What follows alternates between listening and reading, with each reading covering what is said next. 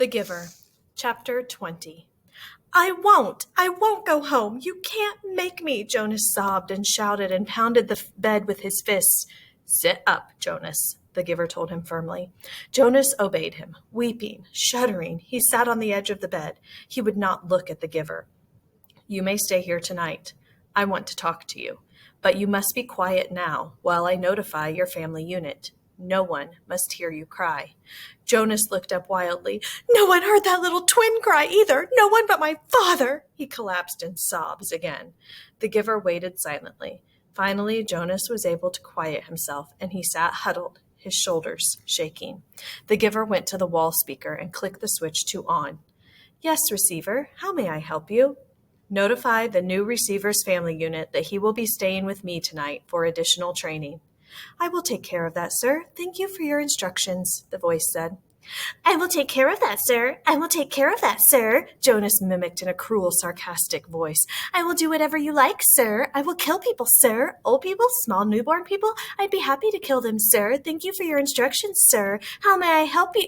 He couldn't seem to stop. The Giver grasped his shoulders firmly. Jonas fell silent and stared at him. Listen to me, Jonas. They can't help it. They know nothing. You said that to me once before. I said it because it's true.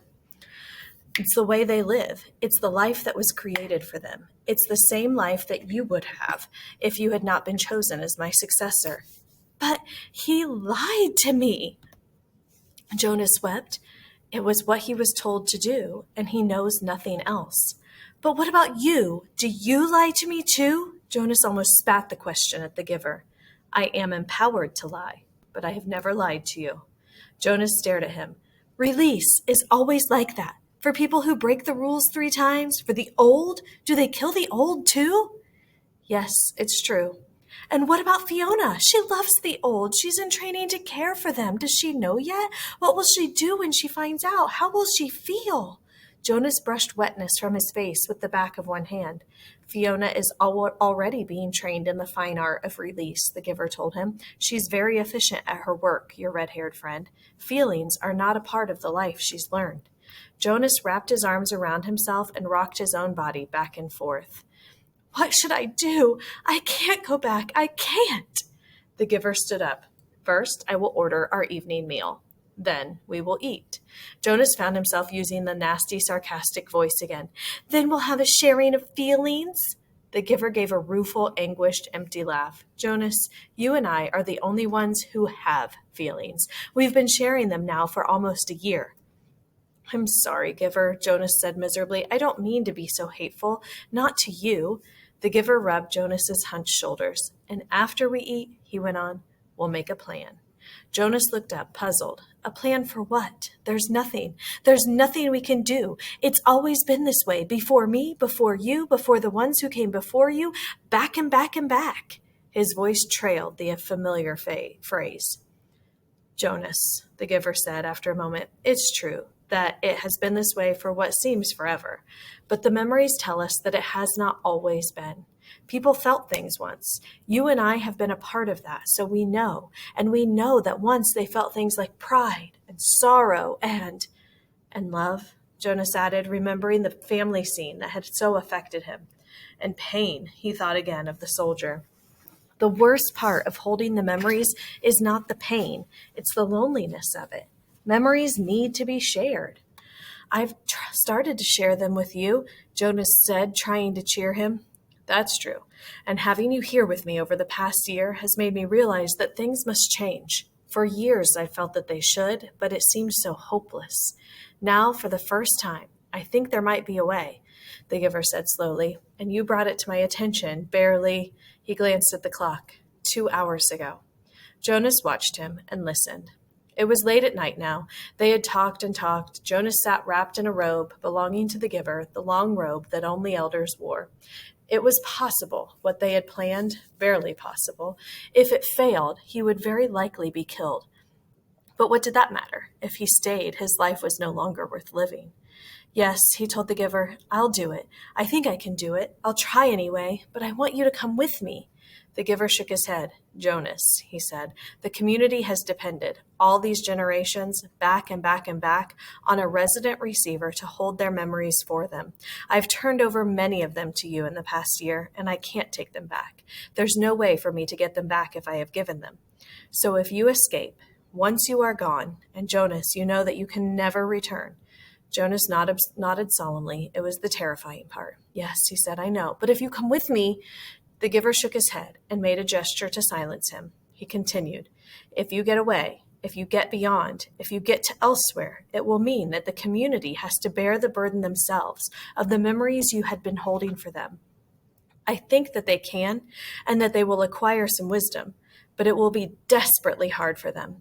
When we lost Rosemary 10 years ago, and her memories returned to the people, they panicked. And those were such few memories compared to yours. When your memories return, they'll need help. Remember how I helped you in the beginning, when the receiving of memories was new to you? Jonas nodded. It was scary at first, and it hurt a lot. You needed me then, and now they will. It's no use. They'll find someone to take my place. They'll choose a new receiver. There's no one ready for training, not right away. Oh, they'll speed up the selection, of course, but I can't think of another child who has the right qualities. There's a little female with pale eyes, but she's only a 6. That's correct. I know the one you mean. Her name is Catherine, but she's too young. So they will be forced to bear those memories. I want you to come, Giver, Jonas pleaded. No, I have to stay here, the giver said firmly. I want to, Jonas. If I go with you and together we take away all their protection from the memories, Jonas, the community will be left with no one to help them.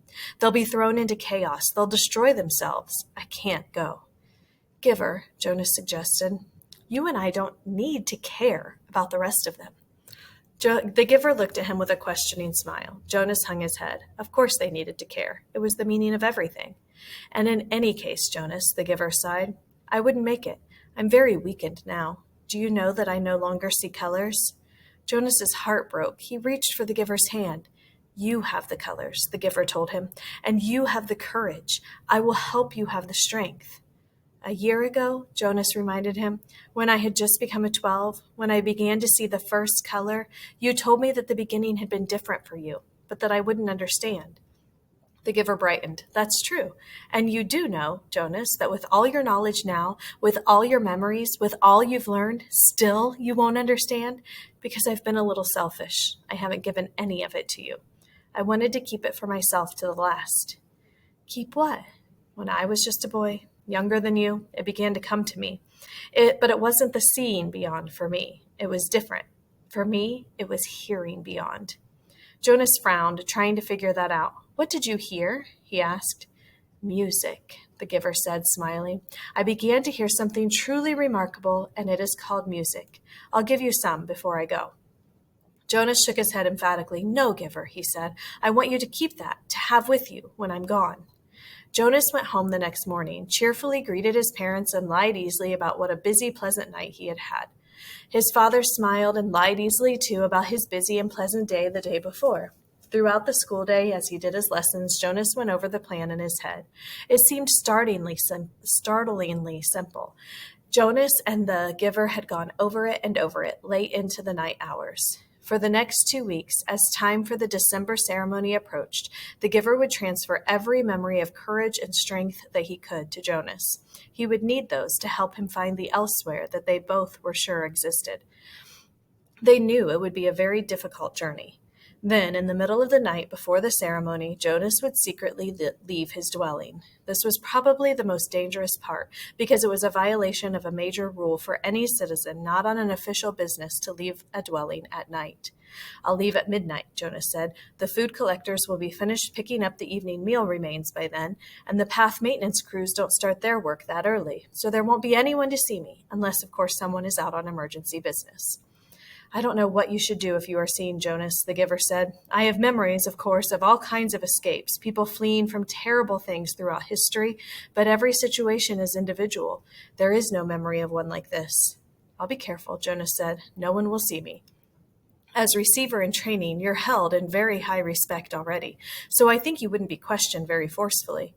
I'd just say I was on some important errand for the receiver. I'd say it was all your fault I was out after hours, Jonas teased. They both laughed a little nervously, but Jonas was certain that he could slip away, unseen, from his house, carrying an extra set of clothing. Silently, he would take his bicycle to the riverbank and leave it there, hidden in the bushes with the clothing folded beside it.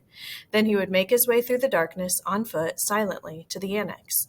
There's no nighttime attendant, the giver explained. I'll leave the door unlocked. You simply slip into the room. I'll be waiting for you. His parents would discover, when they woke, that he was gone. They would also find a cheerful note from Jonas on his bed telling him that he was going for an early morning ride along the river, that he would be back for the ceremony. His parents would be irritated but not alarmed. They would think him inconsiderate, and they would plan to chastise him later. They would wait, with mounting anger for him. Finally, they would be forced to go, taking Lily to the ceremony without him.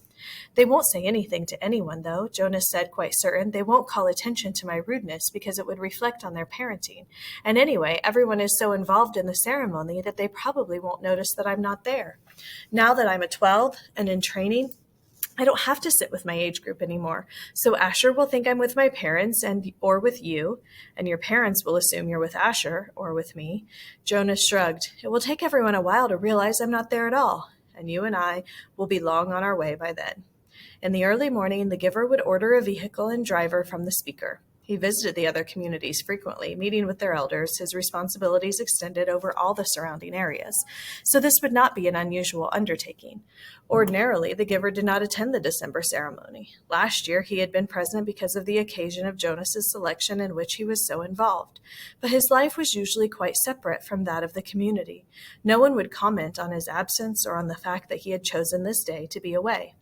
When the driver and vehicle arrived, the giver would send the driver on some brief errand. During his absence, the giver would help Jonas hide in the storage area of the vehicle. He would have with him a bundle of food, which the giver would save from his own meals during the next 2 weeks. The ceremony would begin, with all the community there, and by then Jonas and the giver would be on their way. By midday, Jonas's absence would become apparent and would be cause for serious concern. The ceremony would not be disrupted, such a disruption would be unthinkable, but searchers would be sent out into the community. By the time his bicycle and clothing were found, the giver would be returning. Jonas, by then, would be on his own, making his journey elsewhere.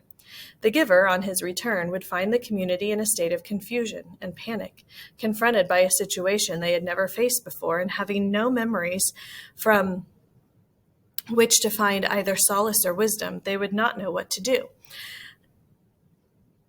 and would seek his advice. He would go to the auditorium where the people would be gathered still. He would stride to the stage and command their attention. He would make the solemn announcement that Jonas had been lost in the river. He would immediately begin the ceremony of loss. Jonas, Jonas, they would say loudly, as they had once said the name of Caleb. The giver would lead the chant. Together they would let Jonas's presence in their lives fade away as they said his name in unison, more slowly, softer and softer, until he was disappearing from them, until he was no more than an occasional murmur, and then, by the end of the long day, gone forever, not to be mentioned again. Their attention would turn to the overwhelming task of bearing the memories themselves. The giver would help them. Yes, I understand that they'll need you, Jonas had said at the end of the lengthy discussion and planning, but I'll need you too. Please come with me. He knew the answer, even as he made the final plea. My work will be finished, the giver had replied gently, when I have helped the community to change and become whole. I'm grateful to you, Jonas, because without you, I would have never figured out a way to bring about the change.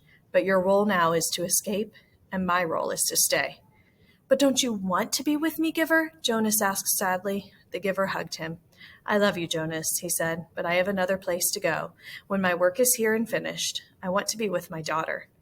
Jonas had been staring glumly at the floor. Now he looked up, startled. I didn't know you had a daughter, giver. You told me that you'd had a spouse, but I never knew about your daughter. The giver smiled and nodded. For the first time in their long months together, Jonas saw him look truly happy. Her name was Rosemary, the giver said.